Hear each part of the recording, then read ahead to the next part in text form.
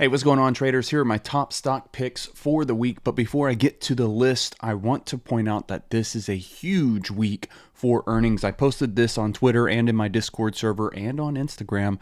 This is the earnings that we have this week. AMD, Microsoft, Amazon, Apple, Meta, Google, Boeing, PFE, QCOM, GM, Starbucks, PTON, among others.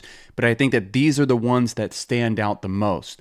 So this week when I'm building my watch list, I'm basing it off of technical factors, not necessarily fundamental factors. For that reason, none of these stocks will make my watch list this week until after they report earnings.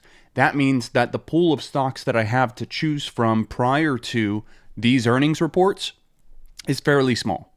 So I just wanted to preface this video with that. We're going to jump right into it. We're on the daily chart time frame. First one we're looking at is SPY, SPY. 3 days of consolidation here at the all-time highs. I wouldn't be surprised to see this consolidation continue until after some of these larger names report earnings. Oftentimes, you'll see a little bit of a hesitant market, a little bit of hesitancy in the overall market sentiment as we lead up to those larger earnings reports. So I wouldn't be surprised to see SPY continue to move sideways. However, I'm going to be prepared to take a trade if it doesn't move sideways. We have resistance at $489. That's also your all-time high, so we can take it long above $489 if we get a break of that price point. Or we can take it short. If this decides to pull back, we can take it short below this resistance that then flip to support around $485. So SPY, I would expect it to range trade. I'm not expecting a big move until after these earnings reports, but if we do get that big move, long above 489, short below 485. Next one on the watch list, NVDA, NVIDIA. Similar setup where we have 3 days of consolidation near the all-time highs. This stock has been an absolute banger and a runner since breaking out of this ascending triangle on the daily into new all-time highs, running from $500 to $630. $130 run pretty much in one fell swoop. No sort of major pullback here. So it would make sense that we continue to look for those higher highs on NVIDIA. Long idea above $629, $630. I don't think $1 is going to make too much of a difference here for NVDA. Otherwise, if it does decide to pull back early on this week, hold numbers tend to act as natural points of resistance. You do have 3 days of rejection at 600. Then you've got 3 days of consolidation just above 600. So my thinking is this: the stock does look extended. So maybe we do prep to take this short for a pullback or a minor correction. That'll be a short idea below 600. Otherwise, only looking to take it long above $629 or $630 into those new all-time highs. Tesla, TSLA, next one on the watch list. This is a gap and go trade from the earnings report from last week. So earnings caused the stock to gap down to sub $200 price point with support now at $180. Just makes the most sense here. Let's look for a continuation drop. Short idea on Tesla below 180. Otherwise, if it can recover and move back up into this gap, we'll look to take it long at $193 for the gap fill up to about 205. Price target one, top side being 200 and then 205. Next one on the watch list, Netflix, NFLX, also a gap and go trade idea, just to the opposite side. So instead of gapping down, it gapped up from the earnings report, pressing it into new recent highs of about $580. 3 green days in a row.